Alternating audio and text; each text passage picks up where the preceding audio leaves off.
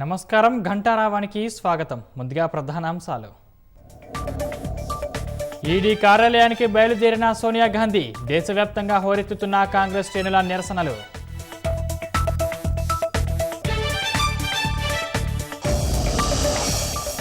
మోదీ సర్కార్ తీరుపై విపక్షాల సంయుక్త ప్రకటన. దర్యాప్తు సంస్థల దుర్వినియోగంపై పోరాడుతామని వెల్లడి.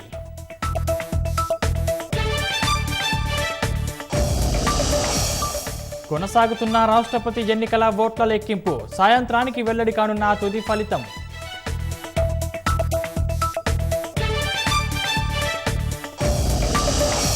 వరదలపై అధ్యయనానికి రాష్ట్రానికి కేంద్ర బృందం. ప్రభావిత ప్రాంతాల్లో 2 రోజులు అధికారుల పర్యటన.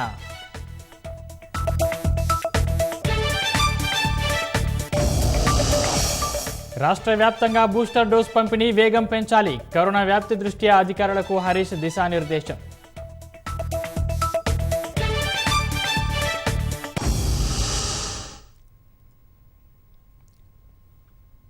నేషనల్ హెరాల్డ్ కేసులో విచారణ కోసం ఈడీ కార్యాలయానికి సోనియా గాంధీ బయలుదేరారు. సోనియా వెంట ప్రియాంక గాంధీ ఉన్నారు. మరింత సమాచారం మా ప్రతినిధి అరుణ్ అందిస్తారు.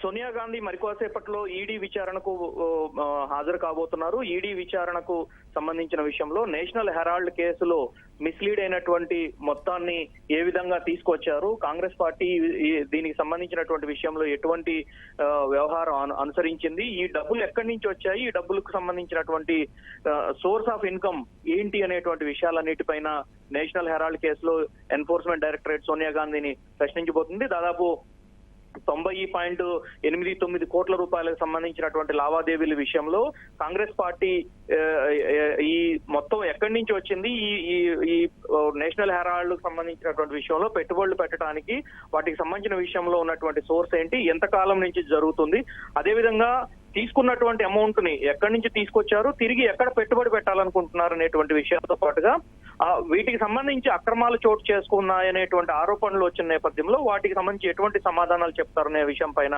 ఎన్ఫోర్స్మెంట్ డైరెక్టరేట్ సోనియా గాంధీని ప్రశ్నించబోతోంది. దీంట్లో ప్రధానంగా చూసుకుంటే ఇప్పటికే రాహుల్ గాంధీని 5 రోజుల పాటు సుమారు 55 గంటల పాటు ఎన్ఫోర్స్మెంట్ డైరెక్టరేట్ అధికారులు రాహుల్ గాంధీని ప్రశ్నించారు. అదే కేసుకు సంబంధించి ఇప్పుడు సోనియా గాంధీని ఎన్ఫోర్స్మెంట్ డైరెక్టరేట్ అధికారులు ప్రశ్నించబోతున్నారు. దీంట్లో ఇప్పటికీ రాహుల్ గాంధీని ప్రశ్నించిన సందర్భంలో తొలుత రాహుల్ గాంధీ తమ విచారణకు సహకరించలేదు కాబట్టే తాము వరుసగా 3 రోజుల పాటు విచారణకు పిలవాల్సి వచ్చిందని చెప్పి ఈడీ అధికారులు చెప్పారు. అయితే ఇప్పుడు సోనియా గాంధీని ఈ రోజు ఒక్క రోజే ప్రశ్నిస్తారా, లేదు తదుపరి మరొక 2 రోజుల పాటు ప్రశ్నిస్తారా అనేటువంటి విషయాలు ఈ రోజు సాయంత్రం విచారణ ముగిసే టైంకి బయటికి రావడానికి ఆస్కారం కనిపిస్తా ఉంది. మరోవైపు సోనియా గాంధీ ఉన్నటువంటి పరిస్థితుల మేరకు సోనియా గాంధీతో పాటుగా తనకు కూడా ఇవ్వాలి అని చెప్పి సోనియా కూతురు ప్రియాంక గాంధీ ఈడీ అధికారులకు విజ్ఞప్తి చేశారు. అదేవిధంగా ఈడీ అధికారులు కూడా ప్రియాంక గాంధీ విజ్ఞప్తిని సానుకూలంగానే స్వీకరించి ఈడీ విచారణ జరిపే సమయంలో పక్కన ఇంకొక రూమ్ లో కూర్చునేందుకు, తనతో పాటు ఈడీ కార్యాలయంలోకి వచ్చేందుకు ప్రియాంక గాంధీకి అవకాశం కల్పించారు. మరి కాసేపట్లో జరిగేటువంటి విచారణ ఎంత సమయం పడుతుంది, ఏమేమి అడగబోతున్నారు, నేషనల్ హెరాల్డ్ కేసులో ఇప్పటి వరకు జరిగినటువంటి విచారణ, దాని సందర్భంలో వచ్చినటువంటి వ్యవహారాలు, ఏమేమి అంశాలను బయట పెట్టబోతున్నారు అనేటువంటివి సాయంత్రానికి కానీ బయటకు రావడానికి ఆస్కారం ఉంది.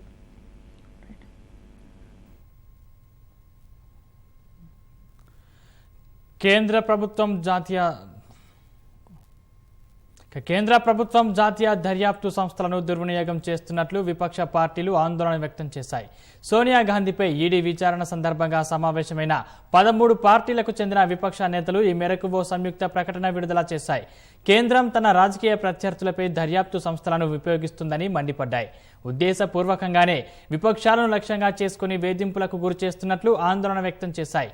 మునుపెన్నడూ లేని విధంగా విపక్ష పార్టీల నేతలను టార్గెట్ చేసి కేంద్రం వేధిస్తుందని ఆక్షేపించాయి. ప్రతిపక్షాలపై కేంద్రం వైఖరిని తీవ్రంగా ఖండించిన 13 విపక్ష పార్టీల నేతలు మోదీ చేస్తున్న ప్రజా, రైతు, రాజ్యాంగ వ్యతిరేక కార్యక్రమాలపై సమిష్టిగా పోరాడాలని నిర్ణయించారు. తమ పోరాటాన్ని మరింత ఉధృతం చేయనున్నట్లు సంయుక్త లేఖలో ప్రకటించారు.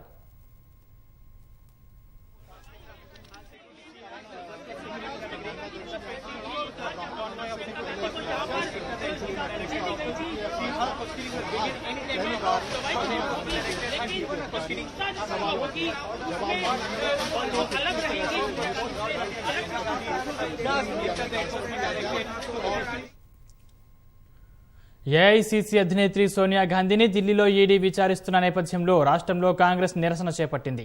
కేంద్ర ప్రభుత్వం కాంగ్రెస్ పార్టీపై కక్షపూరితంగా వ్యవహరిస్తుందని పలువురు నేతలు మండిపడ్డారు. అప్రజాస్వామిక పద్ధతిలో సోనియా గాంధీని ఈడీ విచారిస్తోందని మూసివేసిన కేసులో తిరిగి విచారణ ఏ విధంగా చేపడతారని నేతలు ప్రశ్నించారు. ప్రజలంతా గమనిస్తున్నారని, భాజపా ప్రభుత్వానికి గుణపాఠం తప్పదని హెచ్చరించారు. ఏఐసీసీ అధినేత్రి సోనియా గాంధీని ఈడీ పేరిట కేంద్ర ప్రభుత్వం వేధింపులకు గురి చేస్తుందని కాంగ్రెస్ నగర అధ్యక్షుడు అంజన్ కుమార్ యాదవ్ మండిపడ్డారు. ఆదర్శ నగర్లోని న్యూ ఎమ్మెల్యే క్వార్టర్స్ నుంచి అంజన్ కుమార్ నల్ల దుస్తులు, బెలూన్స్ ప్రదర్శిస్తూ బషీర్బాగ్లోని ఈడీ కార్యాలయానికి తరలి వెళ్లారు. నెక్లెస్ రోడ్లోని ఇందిరాగాంధీ విగ్రహం వద్దకు పెద్ద ఎత్తున కాంగ్రెస్ పార్టీ కార్యకర్తలు, నేతలు చేరుకున్నారు. ఇందిరాగాంధీ విగ్రహం నుంచి బషీర్బాగ్లోని ఈడీ కార్యాలయం వరకు ర్యాలీగా తరలి వెళ్లనున్నారు. ఈ సందర్భంగా పోలీసులు భారీ బందోబస్తు ఏర్పాటు చేశారు.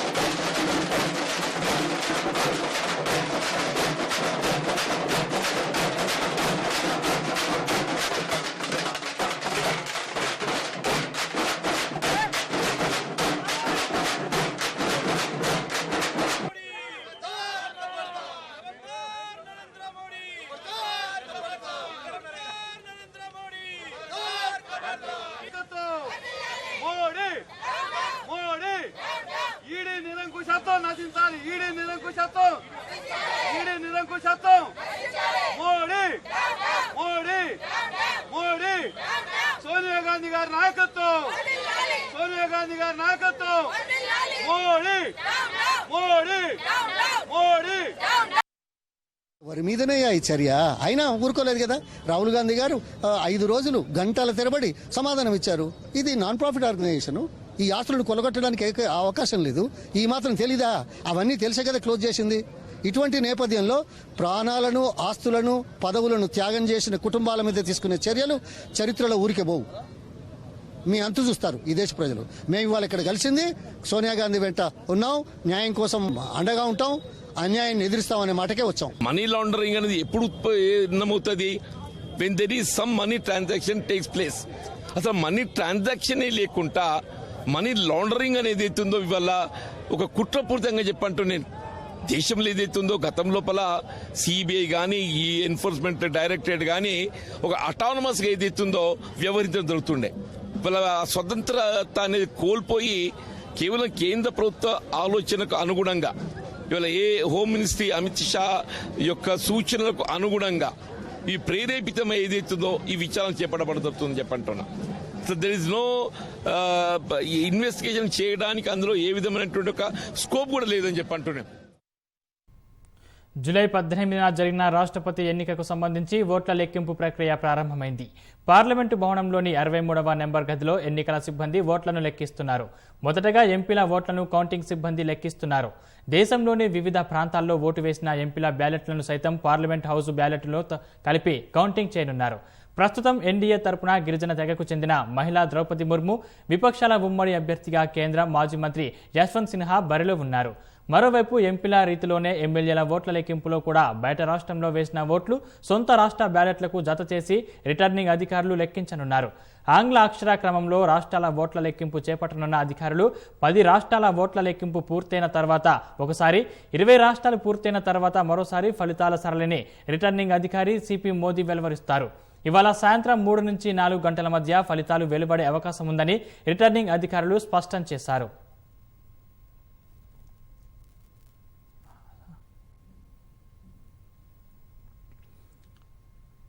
రాజ్యసభ సమావేశాలను ప్రత్యక్ష ప్రసారం ద్వారా చూద్దాం.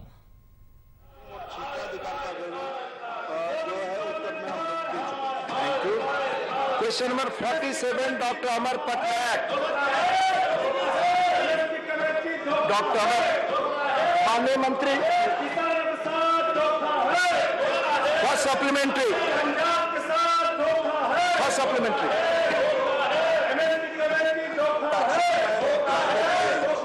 As first established in the year 2008, encompasses 8 missions in the areas of solar energy, energy efficiency and forestry sector, which are linked to a reduction in carbon emissions. What has been the headway under this mission to regulate organizations from increasing their carbon emissions by imposing specified penalties? माननीय उपसभापति महोदय, सरकार के द्वारा Glasgow में जो COP26 हुआ था, उसमें जो पंचामृत की घोषणा की गई थी, वो वास्तव में भारत का कार्बन एमिशन को कम करने का जो संकल्प और प्रयास है उसको दर्शाता है। मुझे इस सदन को बताते हुए खुशी है कि 2015 में पेरिस एग्रीमेंट भारत दुनिया के उन चुनिंदा देशों में है कि हमने जो लक्ष्य पेरिस एग्रीमेंट में कार्बन एमिशन के लिए रिन्यूएबल एनर्जी को बढ़ाने के लिए, उसके साथ ही साथ रिन्यूएबल एनर्जी के प्रोडक्शन के साथ साथ कार्बन एमिशन को कम करने के लिए जो संकल्प किए उसको पूरा कर रहे हैं। अभी जो एनडीसी भारत के द्वारा जो COP26 घोषित किए गए हैं, उसको लेकर के सरकार के द्वारा एक व्यापक नीति बनाई गई है। विशेष रूप से रिन्यूएबल के क्षेत्र में सरकार के द्वारा निवेश को बढ़ाने के लिए, इनोवेशन को बढ़ाने के लिए और उसके अंतर्गत निवेश के साथ ही साथ उसमें जिस प्रकार का शोध चाहिए उसके लिए भी सरकार के द्वारा विशेष नीतियां बनाई गई है, जिसको इम्प्लीमेंट किया जाए।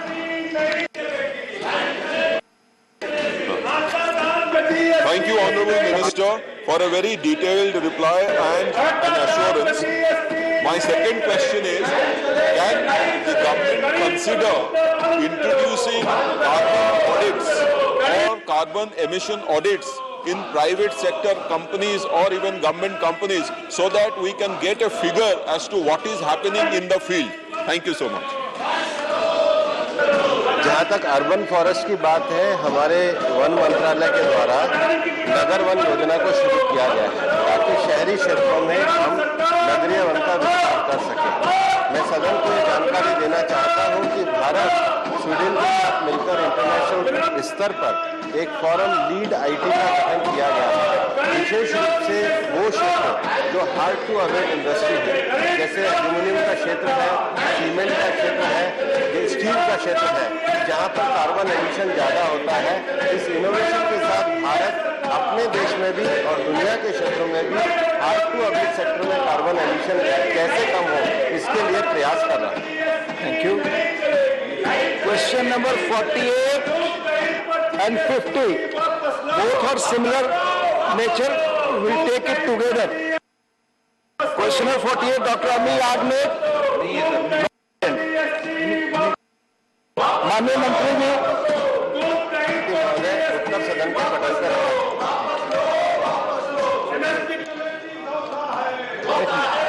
Question number 50, Shri KC Venugopal मंत्री जी। सभापति महोदय, उत्तर सदन के पटल पर रखा है। First supplementary, Shri GVL Narasimha Rao. Shri GVL Narasimha Rao.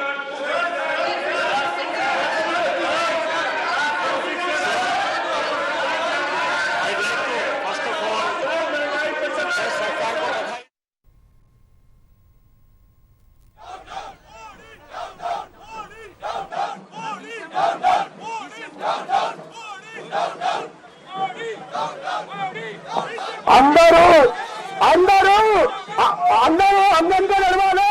మీరు అందరూ బ్లాక్ చేస్తున్నారు, అందరూ బ్లాక్ చేస్తున్నారు. మీరు అందరూ విజ్ఞప్తి చేస్తారు. అందరూ సైడ్లలో కొంచెం సైడ్ ఇస్తే అందరూ అనిపిస్తారు. అందరూ ముందుకు రావద్దు, అందరూ అంటే జరగాలి. రోడ్ ఒక్కసారి ఎవరు పోవద్దు. రోడ్ ఇక్కడనే ఉండాలి. అందరూ కూడా పోలీసు వాళ్ళతో కోఆపరేట్ చేయండి. అందరూ రోడ్ ఇక్కడ రండి. అందరూ ప్లీజ్ ఆగండి. అందరూ ఆగి అందంగా రండి.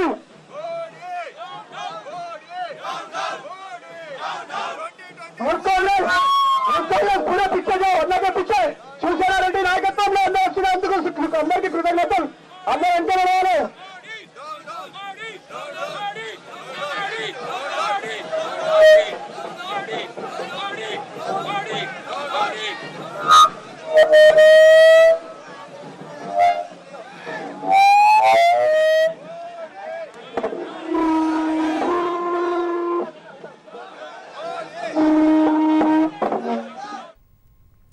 సోనియా గాంధీపై ఈడీ విచారణకు వ్యతిరేకంగా హైదరాబాద్లో కాంగ్రెస్ శ్రేణులు ఆందోళన చేపట్టారు.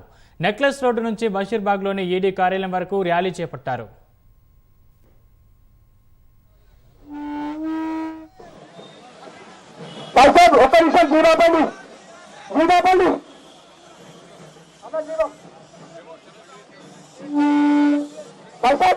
అందరు పక్క జరగాలి ప్లీజ్. అందరు సైడ్లోకి రావాలి. అందరూ అందరికీ రావాలి.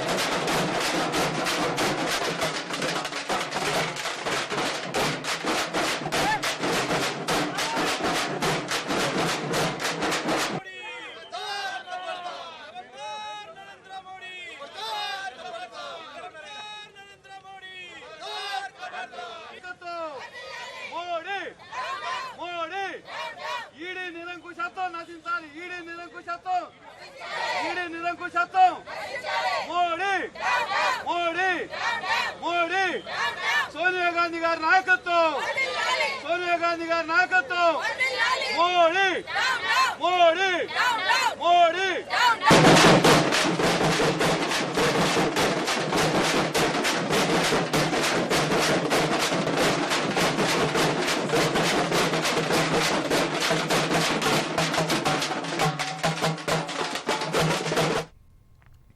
సోనియా గాంధీపై ఈడీ విచారణకు వ్యతిరేకంగా హైదరాబాద్లో కాంగ్రెస్ శ్రేణులు ఆందోళన చేపట్టారు. నెక్లెస్ రోడ్ నుంచి బషీర్బాగ్లోని ఈడీ కార్యాలయం వరకు ర్యాలీ చేపట్టారు. మరిన్ని వివరాలు మా ప్రతినిధి తిరుపాల్ను అడిగి తెలుసుకుందాం. తిరుపాల్, ర్యాలీ ఎలా సాగుతోంది? ర్యాలీలో ఎవరెవరు పాల్గొన్నారు? సందీప్, సోనియా గాంధీకి ఈడీ నోటీసులు ఇచ్చి ఈ రోజు విచారణకు పిలిపించడంతో దానికి వ్యతిరేకంగా దేశవ్యాప్తంగా కూడా కాంగ్రెస్ శ్రేణులు ఆందోళన జరిగాయి. దేశవ్యాప్తంగా అన్ని రాష్ట్రాల్లో కేంద్రపాలిత ప్రాంతాల్లో కూడా ఈడీ కార్యాలయాల వద్ద నిరసన ప్రదర్శన నిర్వహించాలని ఏఐసీ పిలుపు మేరకు మొత్తం అన్ని చోట్ల జరుగుతున్నాయి. అందులో భాగంగా తెలంగాణ రాష్ట్రంలో కూడా తెలంగాణ పిసిసి ఆధ్వర్యంలో ఈ నిరసన ప్రదర్శన కార్యక్రమం మొదలైంది. నెక్లెస్ రోడ్డులోని ఇందిరాగాంధీ స్టాచ్యూ దగ్గరికి చేరుకున్న కాంగ్రెస్ నాయకులు, పార్టీ శ్రేణులు పెద్ద ఎత్తున దాదాపు 5-6 వేల మంది పార్టీ శ్రేణులంతా కూడా ఇక్కడ చేరుకొని ఇక్కడి నుంచి ర్యాలీగా బయలుదేరారు.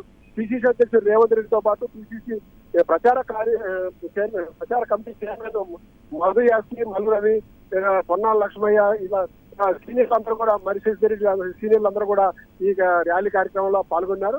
ఈ ర్యాలీ ఇందిరాగాంధీ స్టాచ్యూ నుంచి బయలుదేరిన ర్యాలీ ఎన్టీఆర్ మార్గ్, జనతాల్ ఫ్లైఓవర్, ఆదర్శ్ నగర్, కళాంజలి మీదుగా ఈడీ కార్యాలయానికి చేరుకోనుంది. పెద్ద ఎత్తున జనాలు నినాదాలు చేస్తూ భారీ ఎత్తున కాంగ్రెస్ జెండాలు ప్రదర్శన చేస్తూ నిరసన నినాదాలు చేస్తూ కొనసాగుతోంది ర్యాలీ. పెద్ద ఎత్తున కాంగ్రెస్ శ్రేణులు తరలి రావడంతో మొత్తం కూడా ఈ ఎన్టీఆర్ మార్గ్ అంతా కూడా ఈ కాంగ్రెస్ శ్రేణులతో రద్దీగా మారింది. మొత్తం ట్రాఫిక్ ఈ రూట్ లో రాకపోకలు కూడా పూర్తిగా స్పందించినాయి. ఈ దాదాపు 1 గంట పాటు ఈ ర్యాలీ కొనసాగే అవకాశాలున్నాయి. దాదాపు 1 గంట ఆ ప్రాంతంలో ఈడీ కార్యాలయానికి ర్యాలీ చేరుకునే అవకాశం ఉంది. ధన్యవాదాలు తిరుపాల్.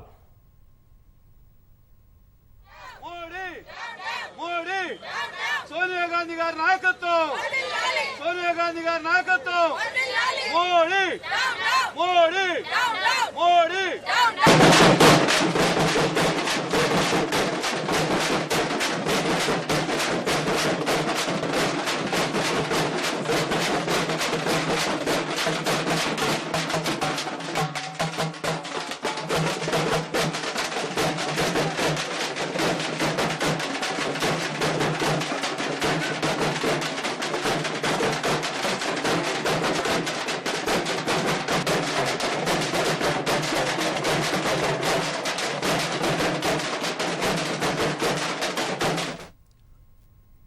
పంజాబ్ ముఖ్యమంత్రి భగవంత్ మాన్ అస్వస్థతకు గురయ్యారు.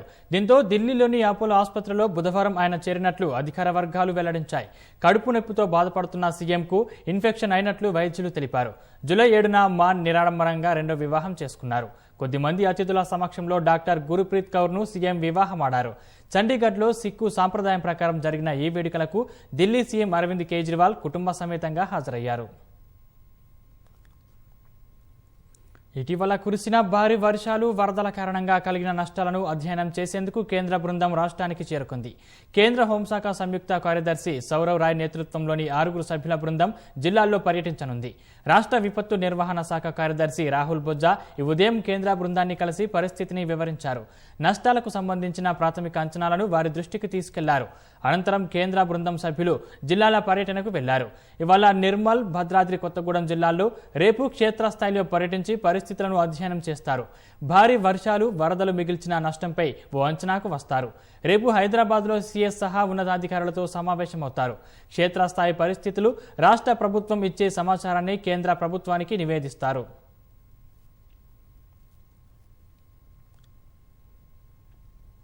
రాష్ట్రంలో నిలిపివేసిన బియ్యం సేకరణను తక్షణం ప్రారంభిస్తున్నట్లు కేంద్రం ప్రకటించడంతో ఆ మేరకు ఎఫ్సీఐ ఉత్తర్వులు జారీ చేసింది. ఇటీవల భారీ వర్షాలకు మిల్లుల వద్ద నిల్వ ఉంచిన ధాన్యం మొలకెత్తింది. ఆ నష్టాన్ని ఎవరు భరిస్తారనే అంశంపై ఇంకా స్పష్టత రాలేదు. యాసంగి ధాన్యాన్ని సాధారణ బియ్యంగా మార్చేందుకు పరిహారం చెల్లించాలా లేక ఆ ధాన్యాన్ని వేలం వేయాలా అన్న విషయాన్ని రాష్ట్ర ప్రభుత్వం తేల్చాల్సి ఉంది. రాష్ట్రం నుంచి బియ్యం సేకరణ విషయంలో కొన్ని రోజులుగా నెలకొన్న ఉత్కంఠకు ఎట్టకేలకు తెరపడింది. సేకరణ పునరుద్ధరిస్తున్నట్లు కేంద్ర మంత్రి పీయూష్ గోయల్ ప్రకటించిన నేపథ్యంలో ఈ మేరకు ఎఫ్సీఐ ఉత్తర్వులు ఇచ్చింది. కొన్నాళ్ల నుంచి కేంద్ర రాష్ట్ర ప్రభుత్వాల మధ్య ధాన్య సేకరణ మాటల యుద్ధానికి దారితీయగా కేంద్రం తాజా నిర్ణయంతో సమస్య ఓ కొలిక్కి వచ్చింది. తెలంగాణ నుంచి కస్టమ్ మిల్లింగ్ రైస్ సేకరణకు కేంద్రం అంగీకరించింది. భారత ఆహార సంస్థ ద్వారా సెంట్రల్ పూల్ కు ఇచ్చే బియ్యం సేకరించేందుకు సంసిద్ధత వ్యక్తం చేసింది. ఈ మేరకు పౌర సరఫరాల శాఖ కమిషనర్ ఎండీలకు ఎఫ్సీఐ సమాచారం అందించింది. కస్టమ్ మిల్లింగ్ బియ్యం సేకరణ ప్రక్రియ మొదలు కానుండటం పట్ల రైస్ మిల్లలలో హర్షాతిరేకాలు వ్యక్తమవుతున్నాయి. గతేడాది వానాకాలం, యాసంగి సీజన్లకు సంబంధించి 92 లక్షల మెట్రిక్ టన్నుల ధాన్యం నిల్వలు పేరుకుపోయాయి.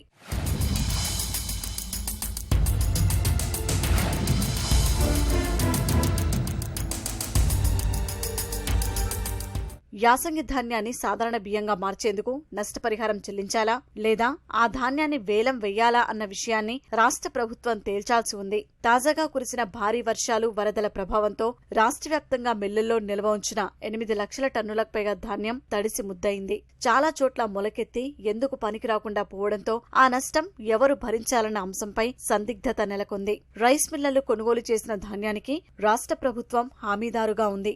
వర్షాలు తగ్గి ఇప్పుడిప్పుడే ఎండలు వస్తున్నందున యాసంగి ధాన్యాన్ని వేలం వేయడమా లేక సాధారణ బియ్యంగా మార్చాలా అనేది ప్రభుత్వమే నిర్ణయం తీసుకోవాల్సి ఉంది. వర్షానికి ధాన్యం బస్తాల నష్టాన్ని భరించే స్థితిలో తాము లేమని రైస్ మిల్లర్లు వాపోతున్నారు.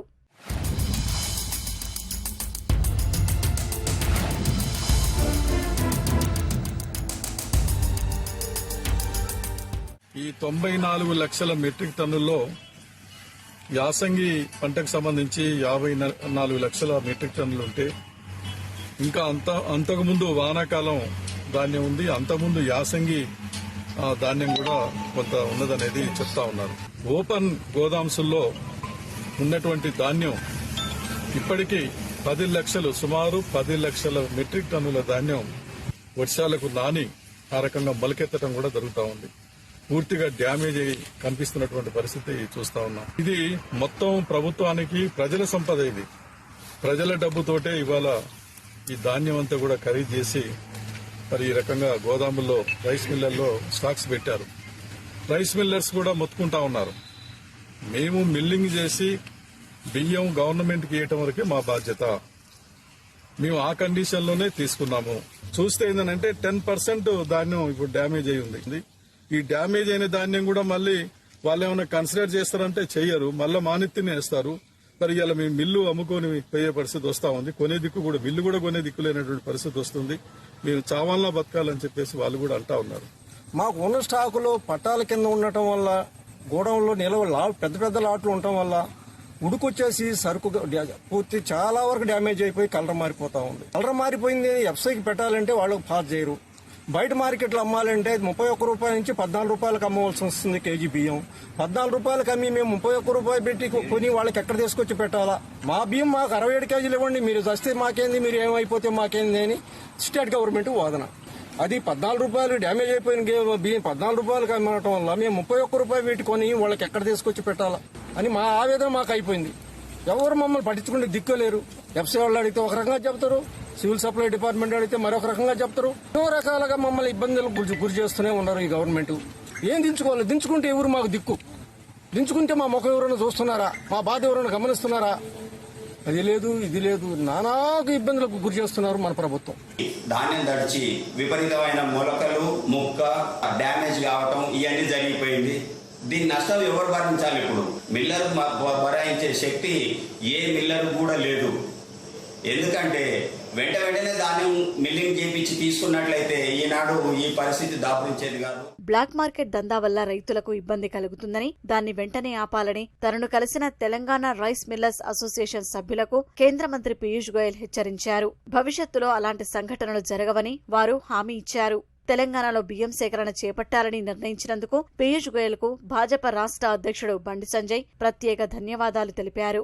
కేసీఆర్ సర్కార్ బాధ్యతారాహిత్యంగా వ్యవహరించినప్పటికీ తెలంగాణ ప్రజల శ్రేయస్సు దృష్ట్యా బియ్యం సేకరణకు అనుమతిస్తూ కేంద్రం నిర్ణయం తీసుకోవడం గొప్ప విషయమని వ్యాఖ్యానించారు. ఇళ్లల్లో చోరీలకు పాల్పడుతున్న వ్యక్తిని పట్టుకుని పోలీసులకు అప్పగించిన ఘటన హైదరాబాద్లోని జగద్గిరిగుట్ట పోలీస్ స్టేషన్ పరిధి ఎల్లమ్మ బండలో చోటు చేసుకుంది. ఎల్లమ్మ బండలో గురువారం రాత్రి 2 దుండగులు ఓ ఇంట్లోకి చొరబడి దొంగతనానికి యత్నించారు.